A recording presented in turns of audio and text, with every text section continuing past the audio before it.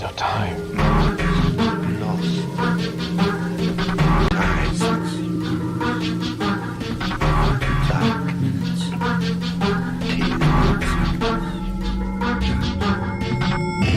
The time is 13 o'clock.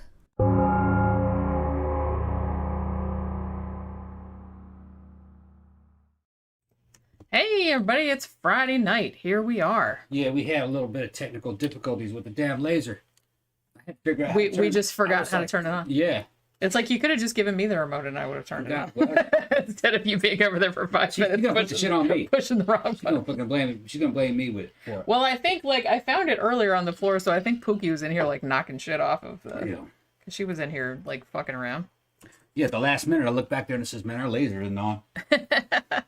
Get a sound check. Is everybody happy with the sound? Yeah, cause you know how paranoid I am Past about couple this days. fucking microphone doing weird paranormal shit when I'm not like looking, and just decides to change the setting. Nobody says, "Did Tom touch the laser?" Yeah, he did. Yeah. Okay, so I guess there's no problem with the audio. Today is gonna be DB Cooper, which is pretty good. So I got my Airborne Ranger fucking equipment on. My fucking patrol cap and everything. In solidarity for Like, get plane ready. jumper outer. Yeah. Plane 'cause jumper outers. I'm pretty sure that he jumped Airborne Ranger style. But what do we got going, Jenny? Is there any shout outs or anything we have to do?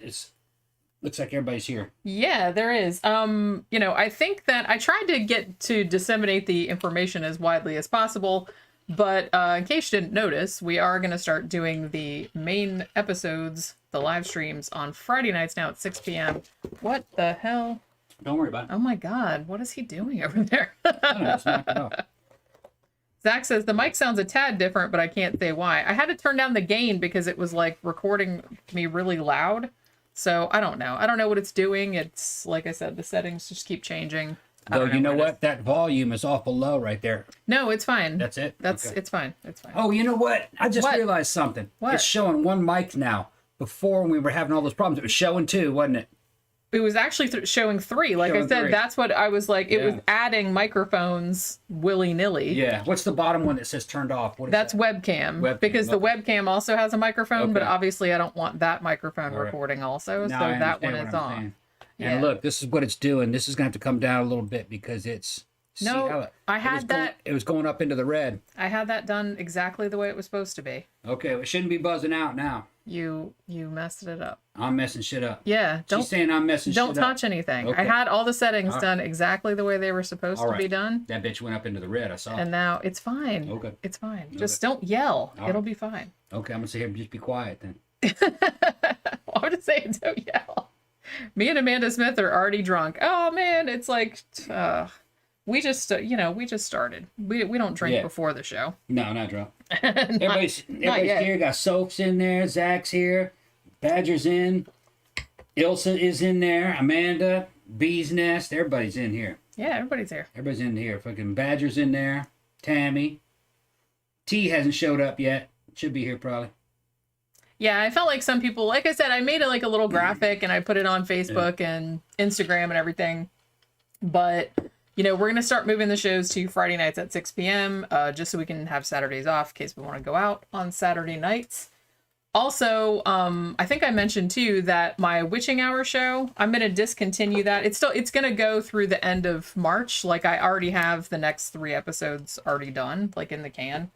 But after that, starting April 1st, I'm going to start doing some horror movie reviews and recording them and then posting them maybe Thursdays and or Saturdays.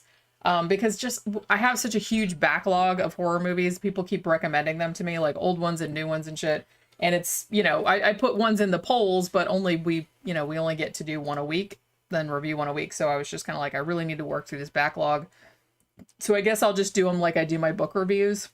And, so I'll just do like some movie reviews. If it's a movie that I think you don't really give a shit about or you don't really Oh, just you want to watch. Yeah, Okay. yeah. Because All right. like I said, I was, Yeah. I'll just do it like the book reviews. It's Okay. easier. Same thing. Yeah, Mango said, yesterday's Witching Hour is great. I love M.R. James. Yeah, he's probably one of my favorite ones to do. I really like E.F. Benson as well. I think the next one, I can't remember what the next one is. I'm doing one by Wilkie Collins, I think, but that might be a couple weeks ahead. Because like I said, I got all the ones for March done already. I finished them up today. I see you, Karen. Tom always skips me. Yeah. She's insulted. But yeah, so hopefully this new time kind of works for everybody. I know it's not going to work for everybody, but Oh well. oh well. What are you going to do? You can't make everybody happy. No matter what day you pick, it's not going to work out for somebody. Yeah, and we're still going to do. We might change shit around, but we'll see. Yeah, and I mean, we're still going to do the live matinees, like on Sunday, Monday, Tuesday. We're still going to do the party stream Wednesday. We're going to do all that stuff still. It's just a couple things that are changing. So, nothing bad. We got to have a Saturday. We've Yeah. been doing this shit for over a year like this. Yeah. And as I said, hopefully me adding some more movie reviews will kind of make up for it if you can't catch the shit live on Fridays, because I know a couple people are like, meh, kind of crying about it. But, Brad says, just got off work. Yay for 13 o'clock. See, that's what I figured. That's why I pushed it back to 6 o'clock. So I figured people would be getting home. They'd be wanting to watch the stuff. That's all it is. All right. So I also have a couple of shout outs this week. I already talked about the new show schedules. Had a generous donation by someone named Alan. That was a PayPal donation. So thank you, Alan. Thank you very much. Also got a new patron, Jason W. Very generous patron. Thank you very much. Also, Holly, who was one of our patrons before and then had to leave for a little while. And then she came back and increased her support a lot. So thank you very much, Holly. Thanks, everybody. Your support is always greatly appreciated. Sess is in the house all the way from down under. Out in the outback, probably. I come from a land down Yeah. under. I imagine they're probably sick of hearing that shit. Yeah, because every time they introduce Everybody themselves, thinks that, and they're just probably like, wow. Yeah. That and Outback Steakhouse commercials. Just kind of like for a very long time in the 90s and 2000s, every time I told people what my name was, everybody would do a Forrest Gump impression. Why? Because he's like, Jenny. Oh, okay. Oh my God. I've only seen that movie once. And I had a fucking manager where I worked still doing that like in 2013. I'm like, Damn. bro. Jesus Christ. That's a terrible movie. Yeah. I couldn't stand that. I felt movie. like it was okay. Like I kind of enjoyed it at the time, like when it came out, but then when I saw it again, I'm like, oh my God, this actually sucks. What the fuck? But when I It told was a boomer thing. yeah, I guess I think so. you had to be a boomer to really kind of understand that. It was kind of like the edification of mediocrity. If you were just dull and mediocre, then you were great. That's what that movie meant. Well, yeah, you just kind Yeah. of like fall ass backwards into Yeah. awesomeness. Yeah, like boomers. Maybe that's why they related so hard. Barreling upwards. Yeah. And plus, like I said, I'm not like offended or anything, but when people, say that to me, like, and call me Jenny, like in the Forrest Gump voice, I'm like, so you're comparing me to a woman who they totally slut shamed through the whole thing and then she dies of AIDS. Awesome. You know what I mean? They made her look like a horrible, horrible person. It was just, I don't know. It's just, I hate that movie so much. Like I said, I don't think it bothered me at the time, but when I saw it the second time, I was just kind of like, oh God, what the actual fuck? But yeah, when I told people back in the 80s, when I told people my name was Jenny, they asked me if my phone number was 867-5309. Yeah. So I got that a lot too. But then it was the Forrest Gump thing. How do we even start talking about that? I don't know. Just don't Because of the of down Australian under outback. thing. Yeah. Yeah. So I imagine every time you tell somebody you're from Australia, they ask you about Vegemite sandwiches. I saw pictures of it in a jar. I actually saw that in the damn grocery store. It doesn't look good. You can buy it. You can buy it in the import section. Yeah, I was yeah. looking at that and it didn't look good. It I was smells tempted. real funky. I was tempted. It's just vegetable spread, right? Like Yeah, purely yeah, vegetable. kind of. It's not as gross as it sounds, but it is kind of like earthy. So I can see why people might not like it. I might like that shit. You probably would. Yeah, it's probably just like hummus. Yeah. I don't know. We were talking, it's funny because we were talking about refried beans earlier. Yeah. And I was saying that, for the cookbook, I said, God, it's fucking wicked hard to get a good picture of refried beans because every picture of it looks like fucking a dirty diaper. But it's deceptive though, because that shit is like really, really good. It's just not real photogenic. is all. And, you know, maybe some foods have that. I mean, when I was growing up, I would not eat refried beans because I just thought they looked too fucking gross. They were in there saying Little did I know. Vegemite is fucking acquired taste, but it's awesome. They said one can lasts a lifetime. Because you only need a little bit.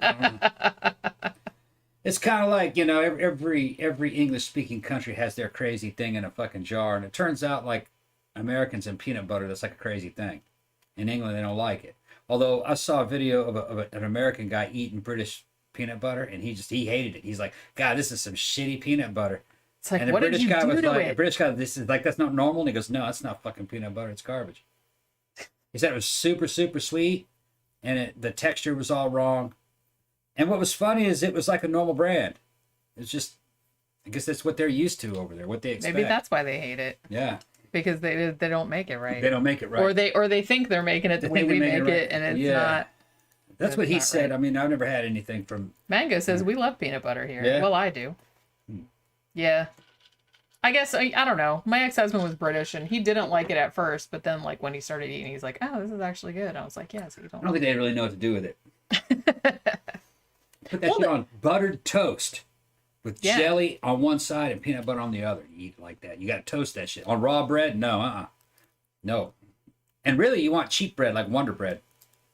I mean, you got to toast it. You need that, toast. like, you need it to be, like... It's good on any kind of bread, but there's something about it just being on regular, basic white bread. It's just, I don't know, toasted. That's what... You can eat it, but... Yeah. I mean, I used to eat it in my little sandwiches. It's great on vanilla ice cream. Yeah, well, and honestly, like, they make peanut sauce and, you know, in Thai food, and that shit's good on everything, man. Yeah. Holy crap. Yeah, it's kind of different, though. It is. Not much. It still tastes very peanut buttery. There's fish oil in it and stuff. Yeah, but... Yeah. It, like I said, it doesn't taste that different. And like you said, if you melt peanut butter and, like, pour it over vanilla ice cream, it's really, really good, too. Yeah. Mm-hmm. Michael Schaefer said peanut butter is best with a spoon right out of the jar. I've done that a few times. If you know, thank you, Zach. Almond butter is earthy as fuck, and I love that shit. Yeah, I love almond butter too. And like I said before, cashew butter is also. Speaking of food, the cookbook is making good strides. Yeah, I actually was able to set aside a few hours today to work on that, and hopefully tomorrow I can work on it pretty much all day if nothing else comes up. But yeah, it says that Dunkin' Donuts is selling avocado toast now. That shit's so good. Avocado toast. it is. Yeah.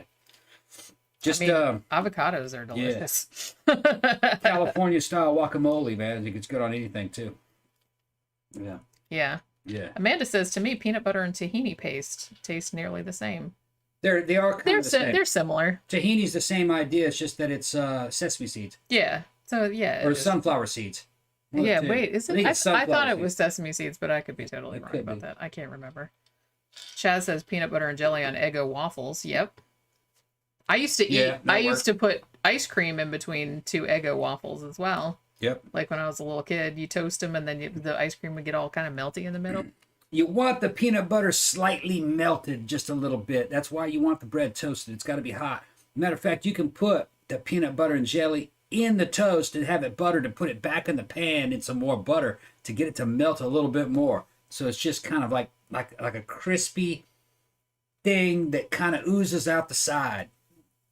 Salty peanuts and sweet jelly, all kind of jam. You guys call it jam. We call it jam or jelly, although there's a difference. There is a difference. Yeah, and jelly is not Jello. There's a difference. Yeah, in the UK, if you say jelly, They're talking about that's Jello. Yeah. No. So we're talking about jam.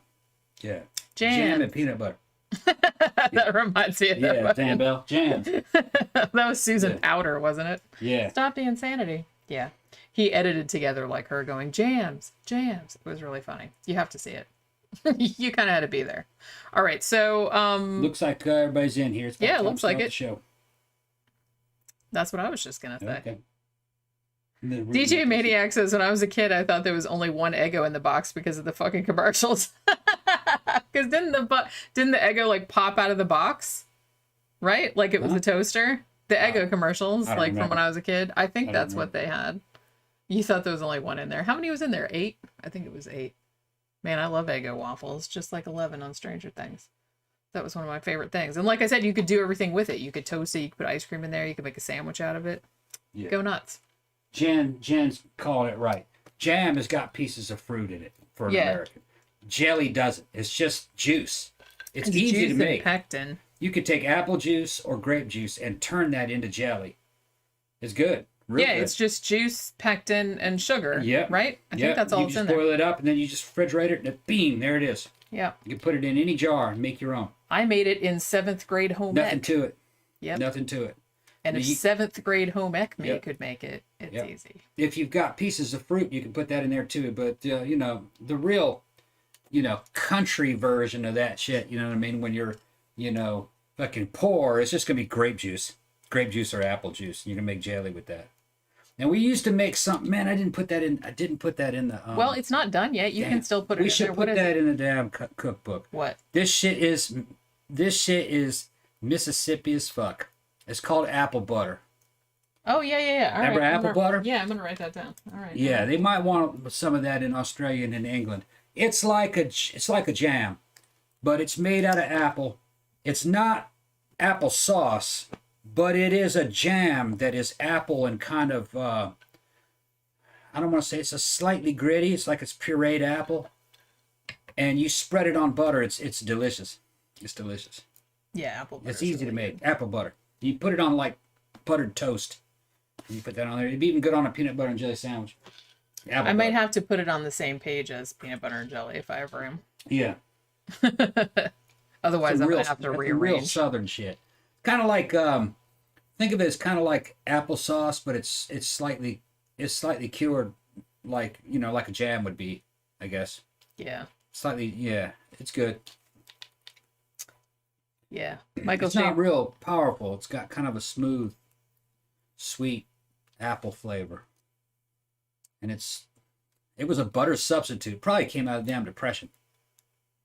Well, yeah. Because you had apples growing in the back of the backyard and stuff. So you just turned that into something that was like a substitute for butter back in the Depression.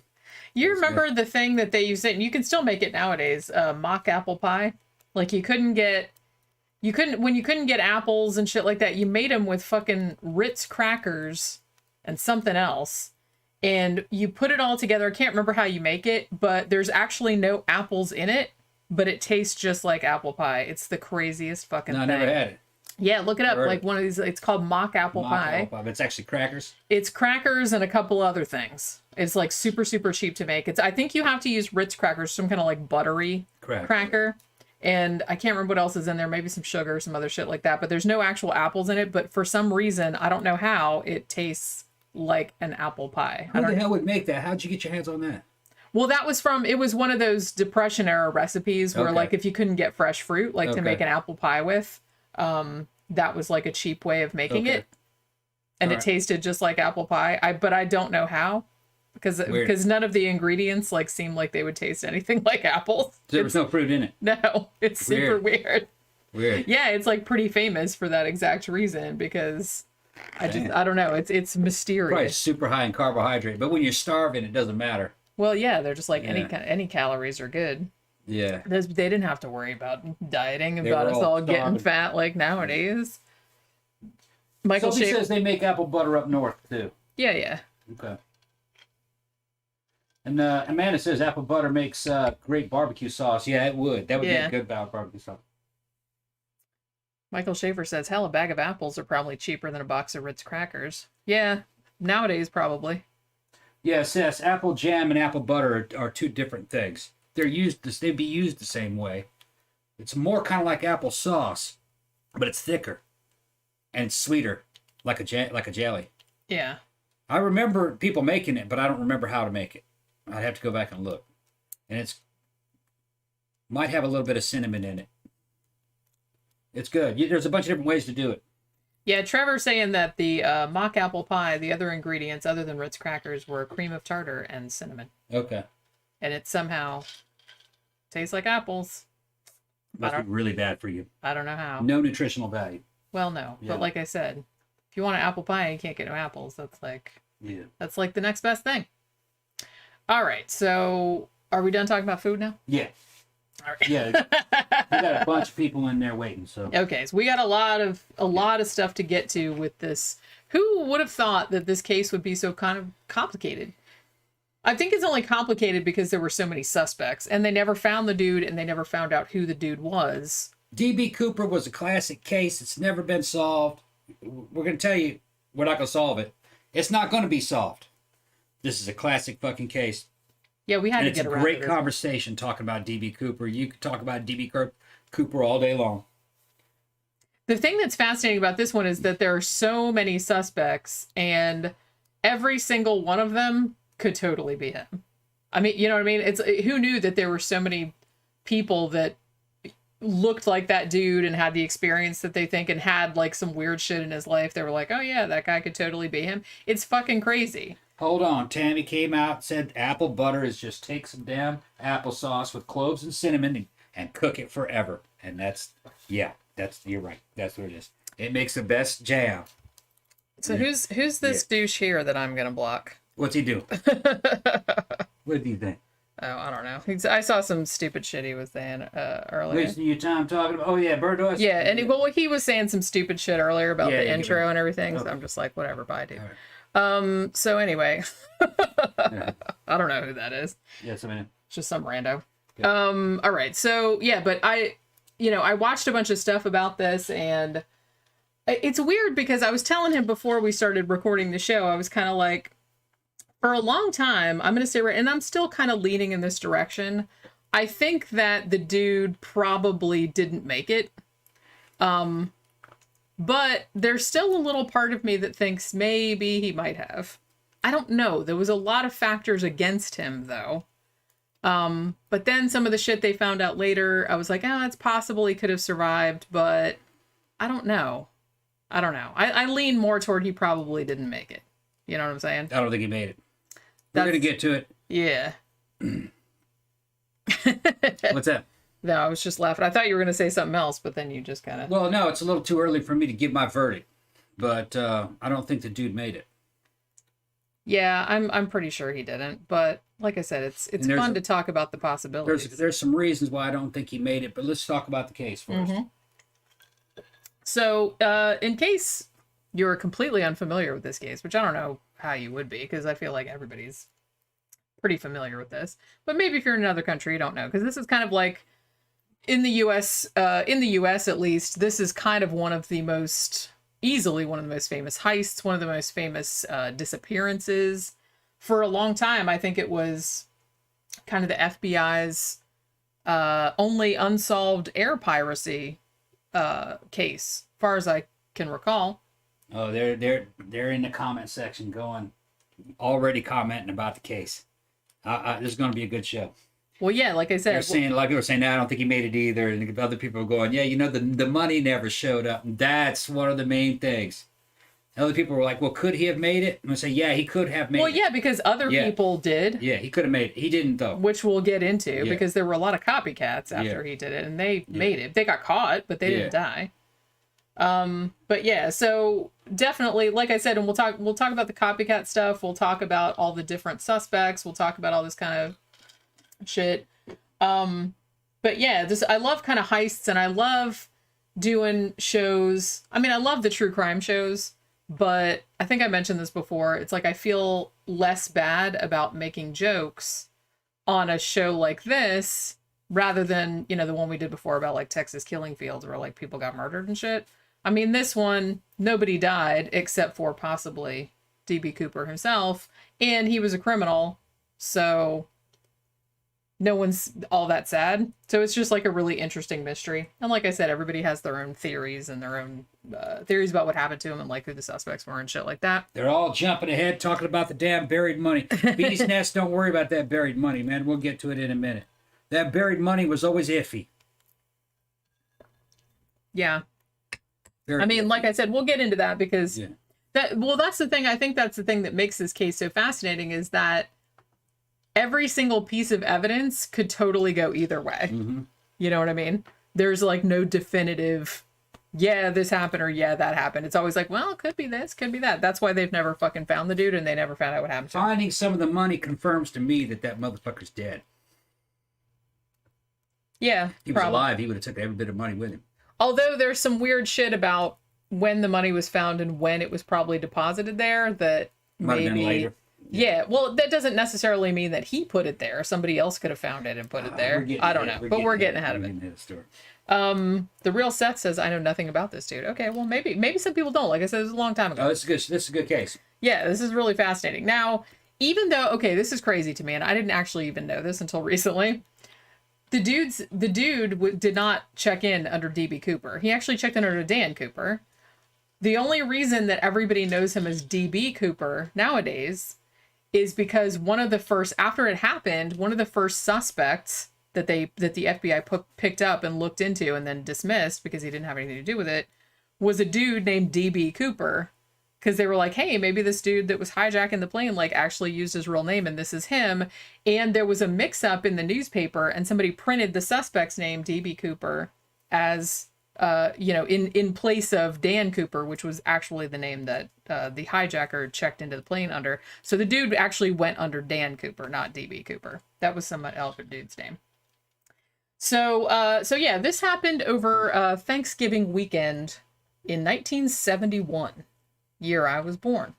I will say that the case, as of 2016, the FBI has suspended the investigation because they've just kind of exhausted all of their leads at this point. And that dude would be dead.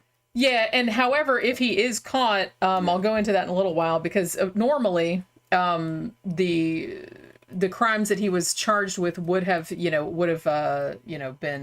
what do you call it when you can't be prosecuted for that anymore? It's statute of limitations. Normally, but because they changed the crimes to he violated the Hobbs Act, so now that doesn't have a statute of limitations. So technically, if he came forward and they figured out that it was really him, he can still be prosecuted for this, even though, like you said, he's probably dead. And even if he lived through that, he'd probably be fucking old as shit by now, because he was in his 40s, they think, in this early 70s. All right. Yeah, he'd be 100. Yeah, it's like he's dead. He's got to be dead. Yeah. Okay. Especially with the lifestyles of the 70s. He was a product of the 50s and the 60s. He was a chain smoker. Yeah, that motherfucker could be dead. And he liked his bourbon. Those dudes drank and fucking smoked. They ate fucking steaks for hors d'oeuvres. Let me get a steak, steak salad, a steak dinner, and some steak dessert with that. And then some mock apple pie. Yeah, with a steak to go. He was a real man back then. And can I also have 6 or 7 martinis? Yeah, martinis. I'll see you at the Topless Club. And he goes over to the Topless Club. Yeah. So they knew exactly what come here, darling. He's putting bills in the garden. You're looking beautiful, darling. Here you go again. That's exactly what they were. And then they keeled over about 55 years old. Yeah, 55 now. They retired. They're like a 70-year-old. Yeah, that's great. Yeah. Yeah, Michael Schaefer said he was Tom's dad. Yeah, no. Man, you're fucking me up, man. I was trying to channel DB Cooper. I just feel like DB Cooper maybe didn't sound like that. Not when he was 40. Not when he was 40, but anyway. He sounded like that at 50 or 60, though. Probably. Well, they all did. Yeah. Sheila asked, Jenny, what are you drinking tonight? I am drinking a creamsicle, or a 50-50 as they call it. Me too, yeah. Which is whipped cream, vodka, and orange juice. Yeah. Tastes like an ice cream bar. It does. It's very good. Yeah. It's kind of sweet, but All right, so November 24th, 1971. This is the day before Thanksgiving of that year. So here comes a dude, looked like he was about middle-aged, like I said, early to mid-40s. He's has a black briefcase, and he comes up to the counter of Northwest Airlines, Orient Airlines. This is at Portland International Airport, Portland, Oregon. And back in the old days, when you could just walk up to the fucking counter and buy a ticket and get on the fucking plane, can't do that shit anymore. So he says he's Dan Cooper. That's the name that he wrote down on his little ticket, because you had to write it by hand by then. Used cash to purchase a one-way ticket. I believe it was $20, because this was 1971. So one-way ticket on Flight 305. This was a flight to Seattle. It was a 30-minute flight. Now, this particular plane was a Boeing 727. He gets on. Now, they are not... It's weird because I've seen three different sources say 3 different seats. Like, some of them say it was seat 15D, some of them said 18E, some of them said 18C. I don't know. But anyway, it was towards the back of the plane. Now, later on, the flight crew, who spent quite a lot of time with him, as you will discover, described him as I said, being about in his mid-40s. They said he was very quiet, very well-mannered, very well-behaved. They said he had a business suit on, white shirt, black tie. Now, why is your thing, baby? I don't know. Oh. I can't control that. Okay. So the flight's waiting to take off, and he orders a bourbon and soda. Like I said, he liked his bourbon. Now, this particular flight, there wasn't a lot of people on it, I guess, because it was, I don't know, it seemed like it'd be crowded because it was the day before a holiday, but it wasn't. They said it was only about a third full. Now, it was leaving on schedule a little before 3 o'clock Pacific Standard Time. Now, not too long after the plane took off, this dude, Dan, this is so funny to me. He hands a note to the flight attendant who was sitting like right near him. She was kind of sitting in the jump seat or whatever. Her name was Florence Schaffner. So he hands her a note, and she thought that it was just some dude giving her his phone number. So she's just like, oh, thanks. And she just like stuck it in her purse or pocket or whatever. She didn't look at it. Which is, I don't know why that's so funny to me, but that's like really funny to me. So basically, so he sees her do that and he's just like, well, shit. And so then he like leans over and he's like, hey, might want to look at that. Guess what? I have a bomb. That's what he said. Now, the note, she finally opens it, and it's written kind of in all capital letters. And nobody knows exactly what it said, because I think like Dan took it back before he jumped out the plane. Spoiler alert. So nobody knows exactly what it said, but it basically was kind of like, hey, I'm hijacking the plane. I want this much money. I have a bomb or whatever. So Florence reads the note and she's like, well, fuck me. And then he's like, okay, come sit next to me. So she came and sat next to him. And then she said that she's like, well, can I see the bomb? So he opens up the briefcase and there's something in there that looks like a bomb. Was it a bomb or not? I don't know. Probably not. It was probably a fake bomb, but it looked enough like a bomb that people would be like, oh shit, maybe it's a bomb. It's all you need. Yeah, it was just like a bunch of things of dynamite and like some wires. Probably wasn't dynamite. It's probably flares. Well, yeah, that's what I mean. Flares and a clock and a battery and wires. Yeah. That's all you need. That's pretty much it. Yeah. So he's like, look, check it out. I got a bomb. And she's like, well, okay, well, shit. So then he closes it back up and he says that he wants $200,000 in what some people remember him saying negotiable American currency, which made some people later on think that maybe he wasn't American, that maybe he was Canadian, but I'll get into that in a little bit. He also asked for 4 parachutes, 2 primary ones and 2 reserve ones.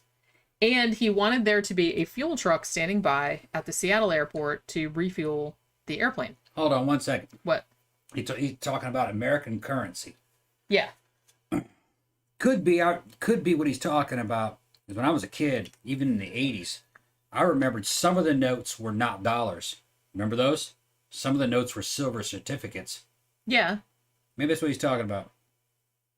I don't know, because they just gave him regular money. Because he asked for it in $20 bills. Well, no, like small I'm just saying maybe he meant he would accept silver certificates. Yeah, maybe. It could be. Maybe that's what he's... I'm just saying that because a couple of the witnesses said that he said that, and he's Right. like, if he was an American, he probably would have just said money, or he wouldn't have specified American currency, that maybe that meant he was Canadian. Because there's a couple other things that maybe point to him maybe being Canadian. Might have just been him being specific. But he might have just been being, like I said, it's just kind of like every other detail of this case. It's like everything's super nebulous. In case some of you people are too young to know, I know half you motherfuckers have probably never even seen a damn paper note.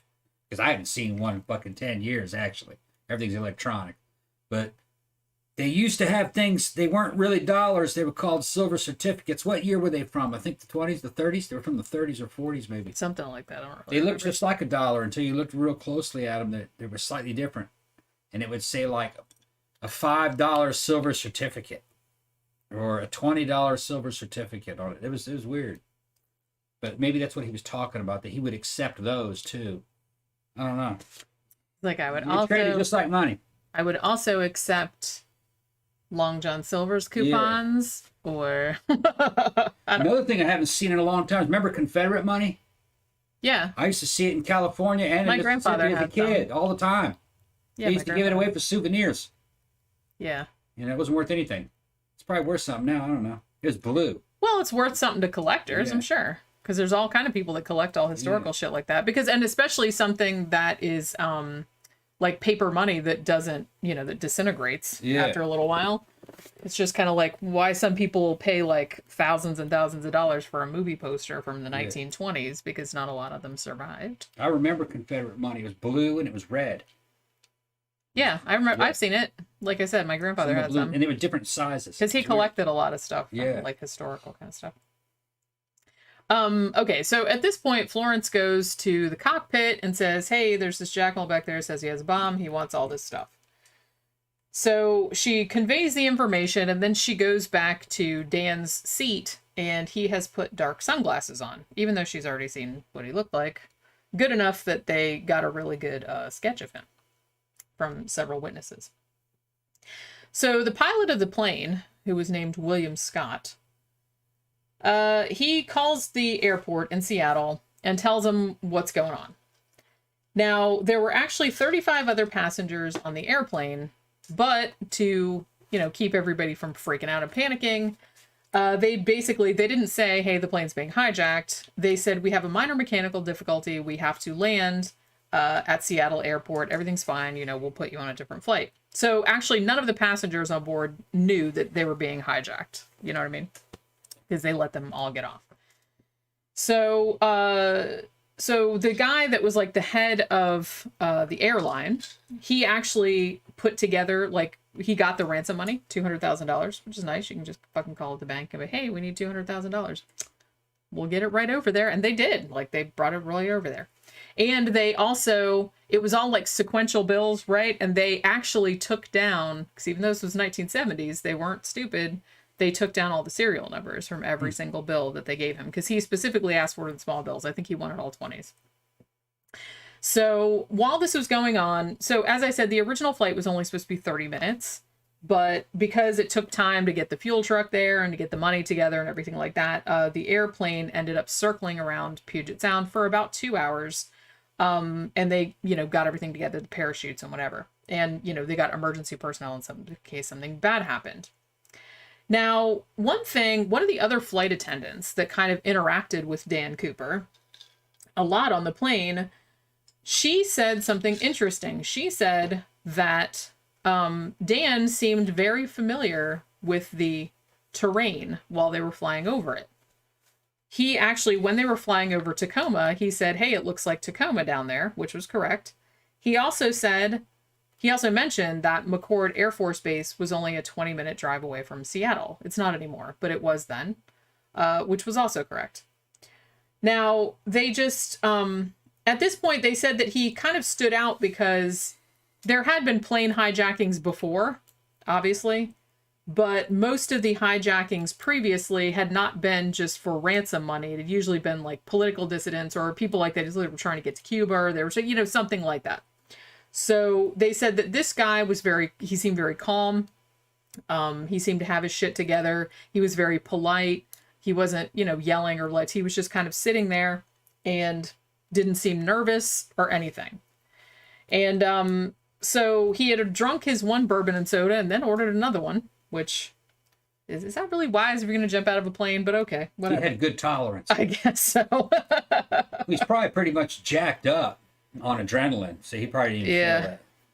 I guess so, but I'm just gonna say, if I'm gonna hijack a plane, I'm not gonna drink. Now, just because he knew the terrain and knew where things were, that doesn't mean that he had ever been to that area, though. No, it doesn't. It just means that he had training and he knew to plan all this out, and he did what you'd call in the Army a map recon. He looked at all the maps of that area, and tried to visualize what it would look like from the air. Maybe he flew that route before. I don't know. But no, he studied the maps and got everything, I guess you could say, the lay of the land before he got there. Because of course, he's planning to jump out, so he has to know how the area is Although, organized. you know what, though? One thing that is really weird to me, and we'll get into this in a little bit, is that he wanted to go to Mexico City, but the pilot was like, well, we don't have enough fuel to fly all the way to Mexico City. We'd have to stop somewhere else. And he actually consulted with the crew as to the route they were going to take. So it wasn't a pre-prescribed route. He didn't have a route in mind when he got on the plane because they kind of changed it, like while they were in the air and while he was doing. So it's really interesting to me that he didn't. He had good situational awareness. He must have. He had because he was like, he had to be like thinking on the fly because they didn't go. He didn't seem to have an exact route planned. It's like, oh, I'm going to jump out at this point and there's going to be somebody waiting for me. It's military. Or something like that. He has military experience. Well, everybody's pretty sure that was the case. I mean, that's where all that confidence is coming from. Yeah. He did a lot of it. I believe he was from the 82nd Airborne Division. He was used to flying around in airplanes and jumping out and fucking doing shit like that. So this is not an unusual element for him. And he looked at all the maps. He knows what he's doing. Yeah. Well, yeah, he's not like just some idiot. Right. And just like when you're planning a mission, it's the main mission, and then there's like secondary targets and tertiary targets and backups, and so he has it all planned out in his head. If A doesn't work, then we're going to do B. Yeah. If B doesn't work, then we're going to do C. That's what he's doing. And he didn't go into this blind. That's where all that confidence is coming from. Yeah. He's already got backup plans in case things don't fall through. He's got it memorized. Yeah. And he probably knows pretty much how long it takes to fly from one place to the next. Because he knows how far everything is from one another. So it's an awareness of the situation, the spatial awareness. And he knows how fast that plane flies. So well, he knew a lot about planes because, like I said, as we'll see in a minute, he actually did give a lot of very specific specifications for how he wanted the plane to fly and shit like that. He's definitely been in a bunch of aircraft. Yeah. And he's fucking jumped out of them before. So yeah, like I said, the FBI was pretty certain that this was somebody with at least some experience. Right. You're not going to get some dude that's never flown or never jumped to do this. Well, that would be suicidal. Yep. I mean, and I'm not saying DB Cooper made it. I'm just saying that, something always can go wrong. Yeah, you not knowing how to do anything like that is that's gonna stack the odds wildly against you. And I got military guys and some law enforcement guys in there too that I know, and they're gonna tell you, most of that fucking high speed shit is experience and confidence. You know, reading about it is not the same as actually doing it. Big difference. But a lot of that stuff is once you've been in that situation a couple of times, it kind of comes naturally, especially if you kind of think about it for a while. I mean, I want to say that even though obviously he's a criminal, you got to admire the dude's balls. I mean, that's a pretty fucking ballsy thing to be doing. Yeah. Is hijacking a plane and then jumping out in mid-flight. I'm ex-101st Airborne Division, 1st 327, 1st 506. Me and my boys used to fly around in fucking helicopters, UH-1s and UH-60 Blackhawks and the fucking CH-47 Chinooks. Doors open, windows open, hanging out the side, fucking all that shit. And after a while, it's just, it's cool. So, you have the confidence and the comfort. It's in your comfort zone. Could I hijack a helicopter? Yeah, I could hijack a helicopter. Because I've already flown in one. Yeah. Could I fly a helicopter? No. Could I learn to fly a helicopter? Yeah, I could learn to fly a helicopter, especially with these simulators that they have now. Yeah, I could do it. Kind of mix that with fucking motorcycles and insanity. Yeah, mix it too. It's a pretty potent brew. Yeah. Hovering's the hardest part. Taking off and landing and hovering. And just getting the feel. Yeah, I can see that. Yeah, knowing where all the instruments are. I'm telling you right now, if they try to every time I try to fly, do one of those flight simulator games, I just immediately crash right into the ground. The hardest thing about any kind of flight. So no one should let me fly a plane, is what I'm saying. The hardest thing about any kind of flight is flying blind, just using instruments. That's the fucking tricky. That would freak me out. Yeah, you can't see out. You can't see the horizon, or I would get really confused. Yeah, that would be bad. Right. So they got all the ransom money together, as I said. Now they took like little microfilm pictures of every single bill. It was 10,000 $20 bills. And Sheila Ann, I think, mentioned in there, and this is actually true, and I wanted to mention this, but they had actually been tracking serial numbers ever since the Lindbergh kidnapping, which we should probably do a show about that one of these days too, because that's a pretty interesting case. It's a lot more depressing than this one though. So basically, the McCord Air Force Base actually offered him the military issue parachutes, but he said no, he wanted civilian ones with manually operated ripcords. So they ended up getting them from a local skydiving school. So about 5:24 p.m. Pacific Standard Time, they tell Cooper, okay, we got all your shit, we got the parachutes, we got the money and everything like that. And then, so the plane lands at Seattle-Tacoma Airport at 5:39 p.m. Now, basically, he let everybody off, like all the passengers got off. Like I said, they had no idea that the plane was being hijacked. He just basically wanted a few of the, the pilot, obviously, the co-pilot, and a couple of the flight attendants were the only ones that stayed on the plane. And then they had to refuel the plane. Now, at this point, and this is kind of what I was referring to earlier, he basically says to the cockpit crew, it's like, we want to go to Mexico City.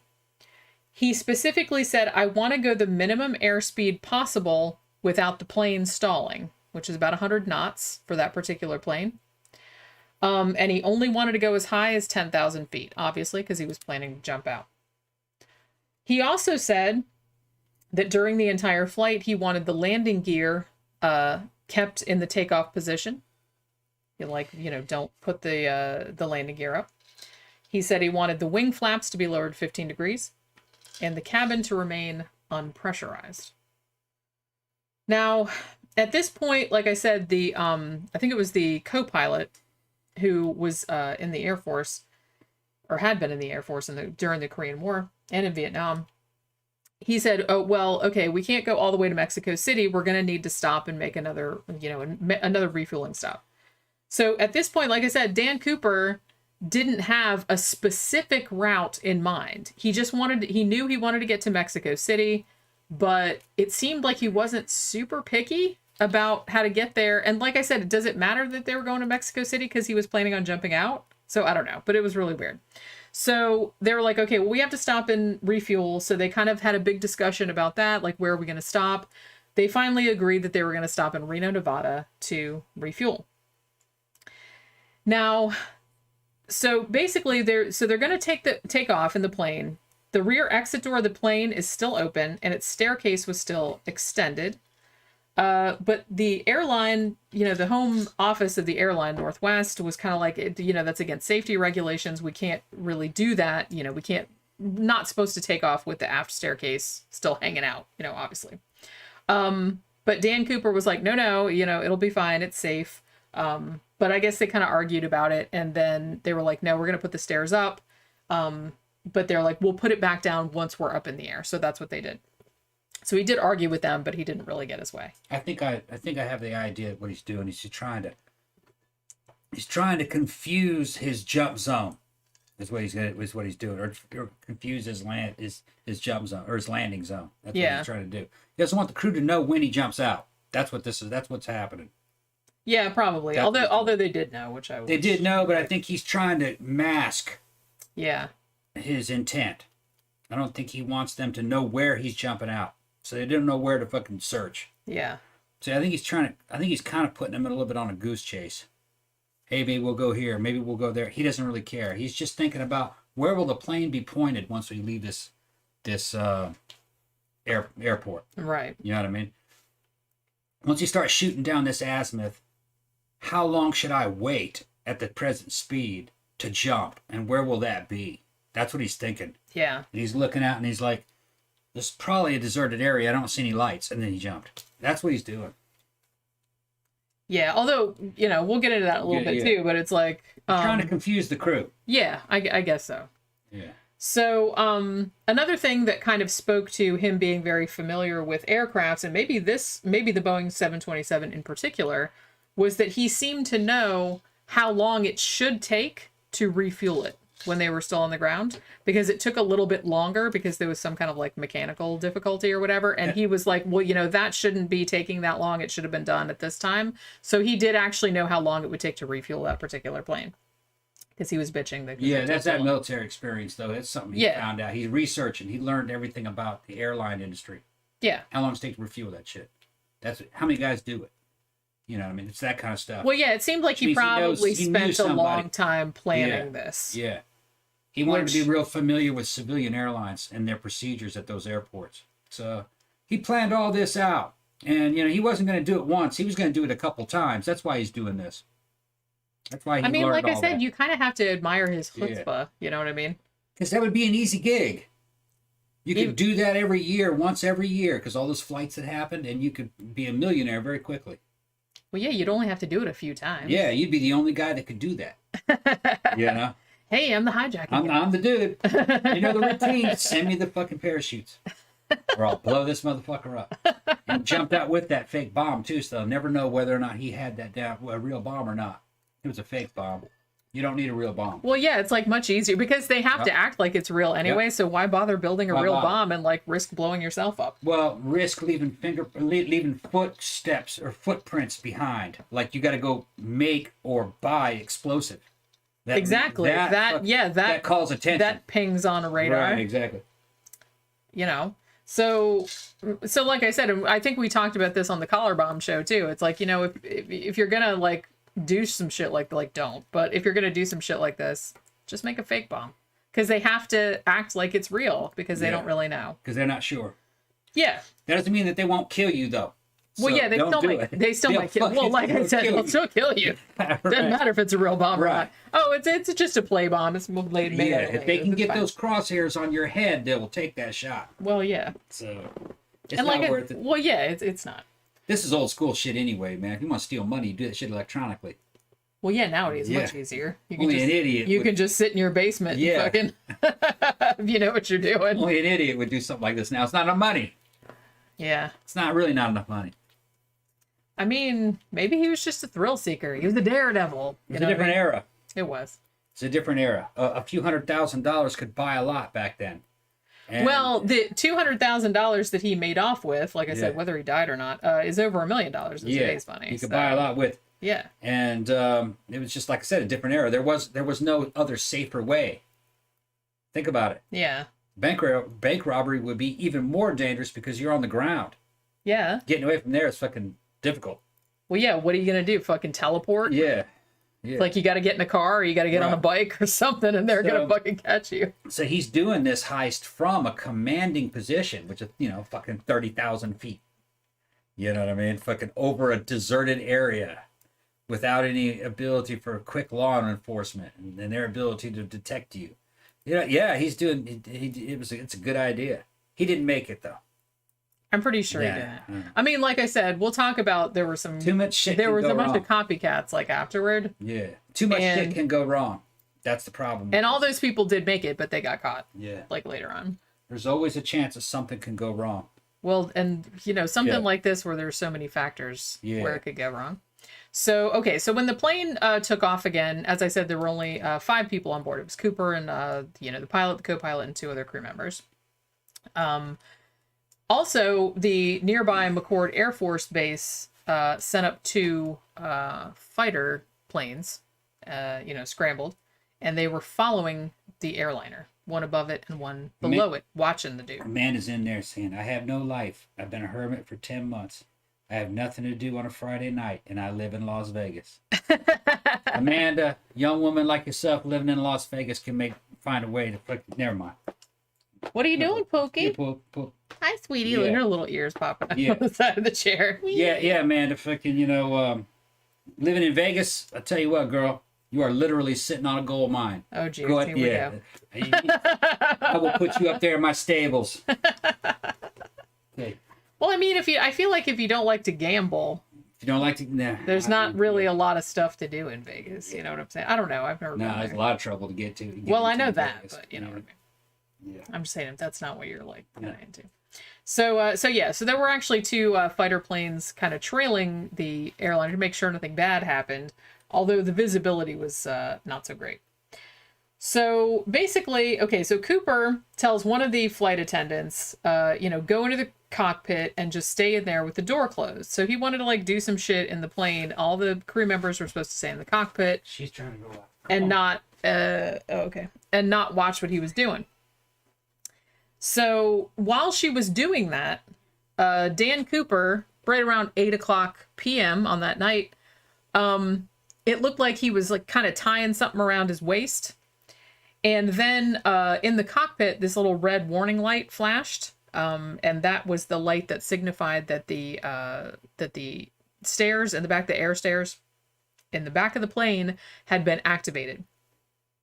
At this point, they got on the intercom and they asked him, hey, you need any help back there? What's going on back there? And he's like, no, everything's fine. That's pretty much all he said. And then a couple seconds after that, everyone in the crew noticed it was a very noticeable change in air pressure. So they assumed that the aft door was open, which meant that he had jumped out. Now, right around 8:13 p.m., the aircraft crew reported that the tail section kind of went upward a little bit, enough that all of the crew noticed it. And actually, it was severe enough that they actually kind of had to, manually kind of bring the ship back down. So, as I said, they knew that, so it must have been sometime between 8 and 8:15 p.m. that he jumped out. Like, they actually felt him jump out, and it crashed. Yeah, it sure did. Crashed. Yeah. Shit. Lost connection.